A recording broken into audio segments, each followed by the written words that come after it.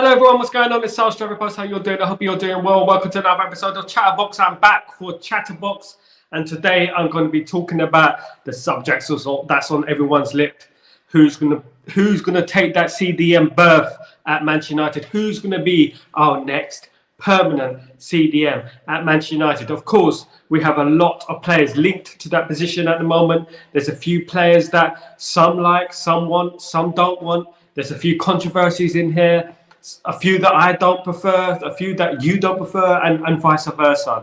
There's players all around the place that we're after. There's 4 players in particular that I've been talking about for a while now, of course, and some have been going on for years. Of course, we've got Rabiot. Of course, is a free transfer from Juventus that Manchester United have been linked with for years. Of course, I'm not the biggest fan of Rabiot. I'm going to confess, I'm not the biggest fan of his. I don't think he has as good as people think. He's got a lot of controversies around him, and I don't think he fits the mold for us. Personality-wise, I think he's a distraction. Another one is Zubimendi. Zubimendi, of course, is Spanish international, 25-year-old Spanish international, good player, young player. Well, kind of young. 25 is young. We say that 25 is young. And to be honest with you, I like the player. I think he fits the mold more skillful, more versatile, more quick, and I would like a player like Zubimendi in the side. Another one that we have been speaking to is Ugarte. Ugarte has agreed personal terms with Manchester United, of course, and he could be the next player through the door at Manchester United. He could be the next one that really grabs the imagination of the Manchester United fan base. Now, the other one that we've been talking about, and is a bit far out there, it's expensive, is Joao Felix. That's the other one we've been talking about for a while now. But of course, he's wanted by numerous amounts of elite clubs, and it would fetch a fee of around 100 million. So right now, I'm going to get straight into it. I'm going to be diving into who we should sign as the next CDM. Firstly, I'm going to start with, obviously, Rabiot. Rabiot, who's been linked to Manchester United for a very long time. His name has come under a lot of controversy over the years. He's rejected the chance to come to Manchester United in the past, of course. We all know that what happened with his mother. He's got his mum involved as well. And let's be honest, for some people, as we know with Hakimi, the mother is a huge part of people's lives, and the mother can be a huge influence on people's lives, of course. So with regards to Rabiot, I'm not too sure about Rabiot. I don't know what you're thinking. A very experienced player, an international player for France.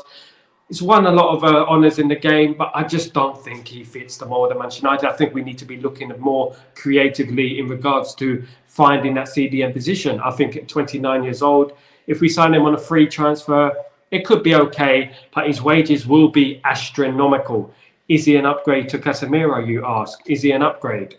He's an upgrade to McTominay, that's for sure. If we do sell McTominay, he is an upgrade. Of course he is. But at the end of the day, he's 29 years old. He's going to want astronomical wages. He's going to want a 3-year contract somewhat. And it could be a bit of a problem down in the future when he slows down. A bit like Nemanja Matic when he got to his later years. When you haven't played in the Premier League for a while, I know many people will downplay how important experience in the Premier League is. It's going to be difficult for him to adjust to the Premier League. It's going to be difficult for someone like Rabiot to adjust to the pace of the Premier League. I don't know what you think about that, guys. Drop a like, drop a subscription, and let me know in your comments what you think of Rabiot as our new central midfielder. I believe he's strong. He's not particularly quick. He's experienced, and those are the things that work in his favour. His experience. People say, well, he won the World Cup, blah, blah, blah, things like that. But this is the Premier League we're talking about. We're not talking about teams who just about get over the line in the World Cup. You can win a World Cup with luck. The Premier League is a completely different type of fish, completely. So at the end of the day, we're looking at Rabiot. I don't think we should be looking at Rabiot. I think we're wasting our time. If he's a free transfer, then fine, but we cannot be offering 3-4-year contracts on a ridiculous amount of money.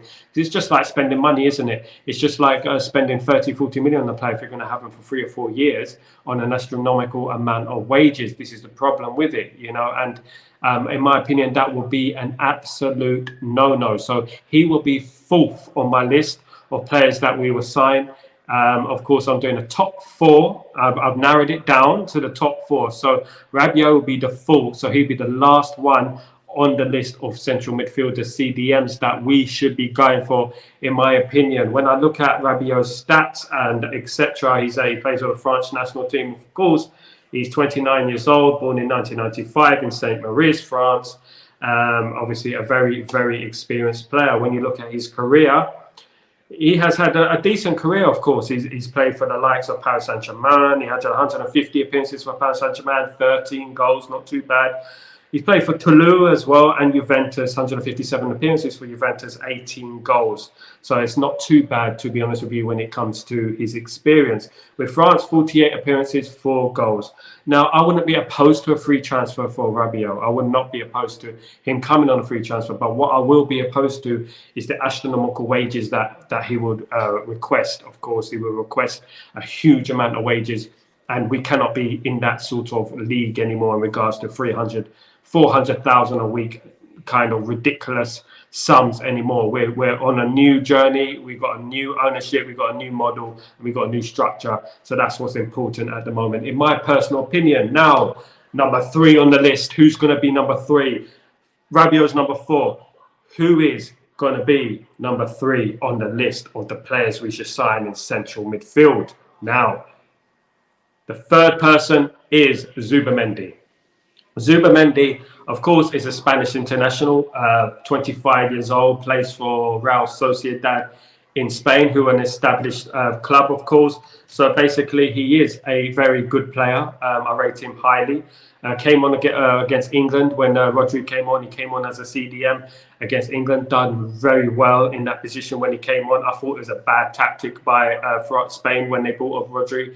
But when they brought on Zubimendi, it kind of helped them somewhat. They had more mobility in the midfield. So Zubimendi would be 3rd on my list. And when you think about Zubimendi, you think about Spanish, skillful, quick, nippy, versatile. You think of that kind of thing. So, but when I look at Zubimendi's stats, etc., and I look at who he is, for example, born 1999, what a year for Manchester United. Of course, 1999 was a massive year for Manchester United. Maybe that's an omen, who knows? But Arsenal have joined the race for Zubimendi as well. So we have to be careful that Arsenal do not come in and nick our player, of course. We do not want that to happen, of course. Now, when I read about Zubimendi, 25 years old, of course, San Sebastian is from the north of Spain. So basically, very hardworking, very experienced at his age as well. And when I look at the teams he's played for, just Real Sociedad legend, hasn't been prolific, of course, but he scored 7 goals in 144 appearances for Real Sociedad. 10 appearances only for Spain, 25 years old. So it's not too bad in regards to experience. He looks like he's a latecomer in regards to his development. Some players come in late, some players do not start at 16. Life is multi-layered, I've always said. And it's different for every player. Not every player comes in at 16 years old and makes his debut, for example. So Zubimendi is a name that we've heard about before. We've heard it over the years. Zubimendi, we've heard it. He's played for up to the under-17s, all the way up to the national team in Spain. So he is a very experienced player when it comes to international football. He's had a lot of appearances for Real Sociedad C, Real Sociedad B, and now Real Sociedad 144 appearances for Real Sociedad in La Liga. Experienced player, wouldn't be against that signing. He's also played for Antiguoco in Spain, of course, is a small team in Spain. Of course, Antiguoco is a small team, and he's played for them at a very young age as well. So Zubimendi is 3rd on my list of signings we should sign as a CDM. What do you think about that? Do you think that's unfair? Do you think Rabiot deserves to be 4th? Do you think Zubimendi deserves to be 3rd? That's how I'm calling it at the moment. I'm calling it like that, of course. And basically, I like Zubimendi, but Zubimendi will be 3rd on my list. Now it comes to the great one. Drum roll.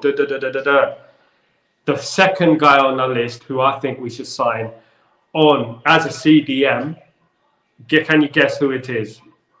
Let me know in the comments. Can you guess who it is? I'm going to say this, right? It depends what kind of player you want in that side. Do you want a player who's experienced? Do you want a player who's up and coming? Or do you want a mixture of both? Do you want somewhere in between? What do you want? You know, do you want someone who's nippy, skillful, who's more like a number 8, for example, or do you want a number 6, a proper CDM? Now, when I speak about proper CDMs, I come on to Ugarte, and Ugarte is the second in my list of CDMs that Manchester United should be signing. I don't know how you feel about that, but Ugarte is in the second on my list. He is obviously very close to signing for Man United. I've said it on previous shows. I said it on Breaking Dawning this morning. And basically, he should be the next through the door at Old Trafford. He will be our next signing. It looks that way. Although there were rumours 2 days ago that Manchester United could sign more than one CDM, of course, more than one CDM. So that would be absolutely ideal in this little tiny poll that I'm doing, just to let you know that this poll is my personal opinion on who we should sign.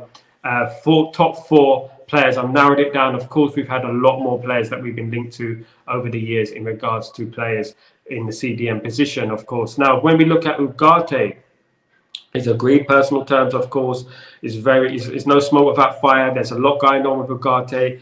Of course, 23 years old, a young player, kind of with a bit of experience as well, international experience, of course, in there, a lot of international experience, of course. He's gritty. He's got that South American personality, you know, and then there's something that we're missing severely. He made his first team debut in 2016. He's been around a long time. You see, he's been around since he was very young. So it's not just Lamine Yamal who gets all these young, he plays very young. It's other players as well. Do you know what I'm saying? So basically, he is a Uruguay international. Only 22 appearances for Uruguay, though. Hasn't been the mainstay in their team, quite obviously, although it could be that Uruguay have not played as many games as you think they have. He has played for Felix Famalicão in South America. He has played for Sporting Lisbon, of course. Sporting Lisbon, we have a conveyor belt of young players who come through a very good youth structure over there, a very good team for bringing through young players, for bringing through talent in general. And then he played for Paris Saint-Germain. He had 56 appearances, no goals for Sporting Lisbon, 25 appearances so far for PSG, no goals. So he doesn't really nip in with goals. He hasn't had no goals for Uruguay as well. So the issue we will have with Ugarte is that he will be primarily, evidently, it'd be primarily defensive. Now, we have to go back and step back a little bit and say, look, we've got Amrabat who can play that role, who's not a goal scorer, who passes the ball from side to side, can tackle the midfielder, can bring the ball out. For example, we've got a player like that. Why do we need Ugarte?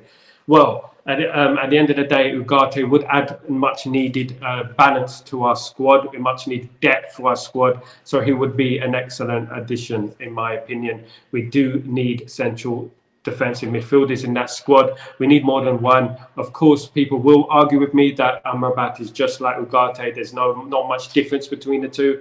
I like Amrabat. I think we should sign Amrabat regardless what happens in regards to the CDM positions.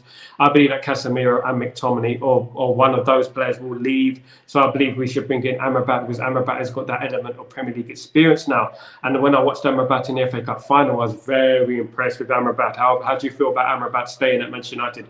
We only owe, I believe, £10 million, 10 million euros. So why not just do the deal and keep him there? Because at the end of the day, he will add much needed depth. With Ugarte, bringing in Ugarte as well would be brilliant, of course, but we do need to get rid of a CDM as quoted this week. Manchester United do need to offload some players before they could start bringing players in.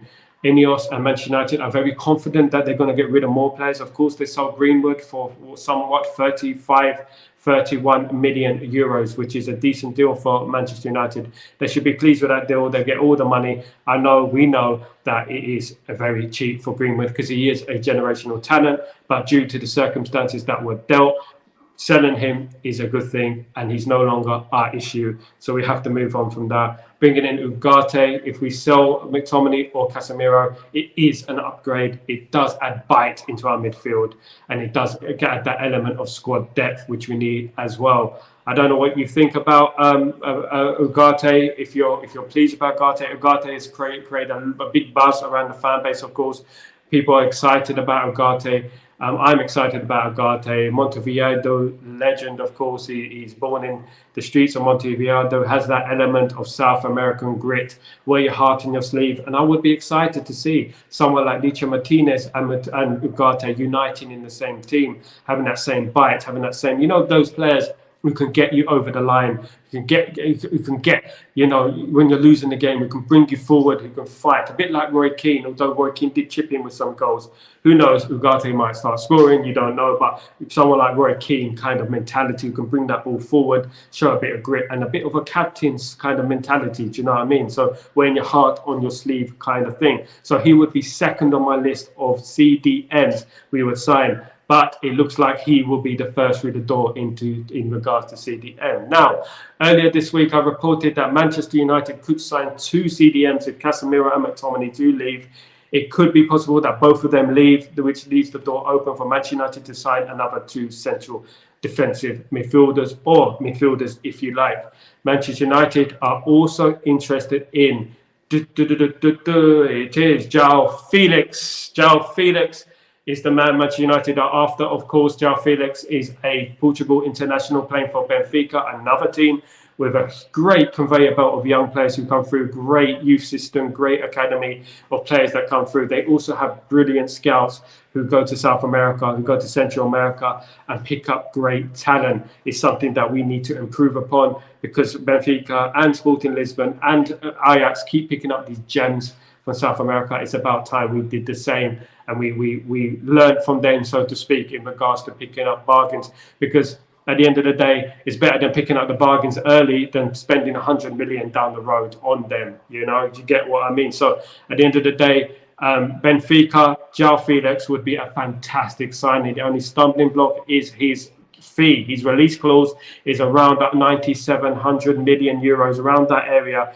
and Manchester United cannot right now afford that. So they have offered 51 million euros and 59 million euros, both of which were debunked by Benfica as too low. Manchester United could come in with another offer with a player in exchange. Who knows who that player could be? It's not going to be Greenwood now, of course. It could be Sancho. You don't know, but Man United could throw a player there and say, take Sancho off our hands, will give us Joao Felix plus 50 million euros. What do you think about that deal? Do you think that would be fair? Do you think that's too much?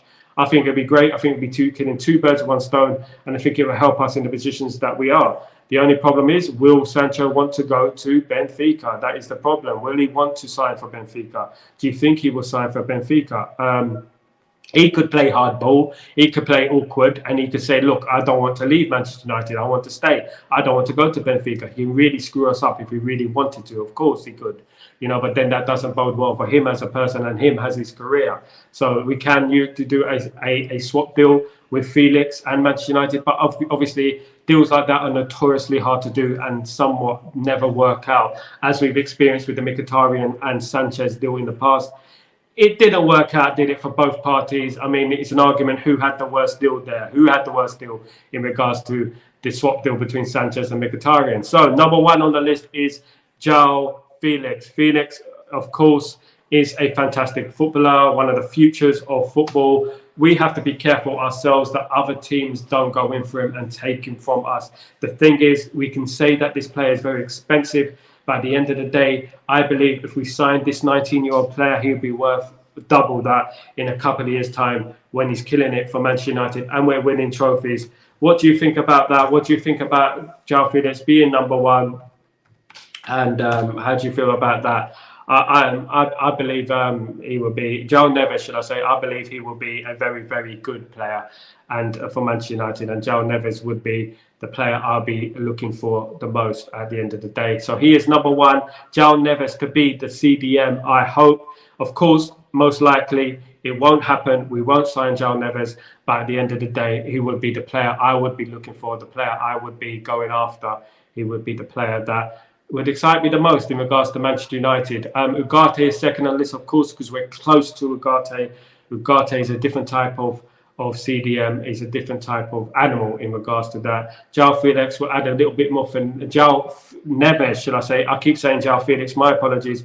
Joao Neves would be a guy who would add a little bit more guile into that team, a little bit more energy into that team, and he's young, of course, but of course with young players, when you spend the money, it could go wrong. So we have to be very careful about Joao Neves. If we did spend the money on Joao Neves, would it work? You know, would he come in with a house on fire? He couldn't get into the Portugal team, of course. Most of that is to do with Roberto Martinez. I think Roberto Martinez is a poor manager. I think he mismanaged a lot of those players in that Portuguese squad. He didn't rotate the squad as well as he should have done. So Joao Neves is number one on my list of CDMs that we should be looking at. What do you think about that? Do you think Joao Neves should be number one? Do you think it should be Ugarte? Do you think it should be Zubimendi? Or do you think it should be Rabiot, who was fourth on my list today? So he's bottom of the league. Rabiot. I've never quite been a fan of Rabiot. I don't shoot the messenger. It's just the way I feel at the end of the day. I don't think he's a fantastic baller that we need. I don't think he's not got Premier League experience. He's slow, and it could all turn up tits upwards if we end up signing him, putting him on a 3-year contract. 29 years old, 31, and we can't get rid of him. How do you feel?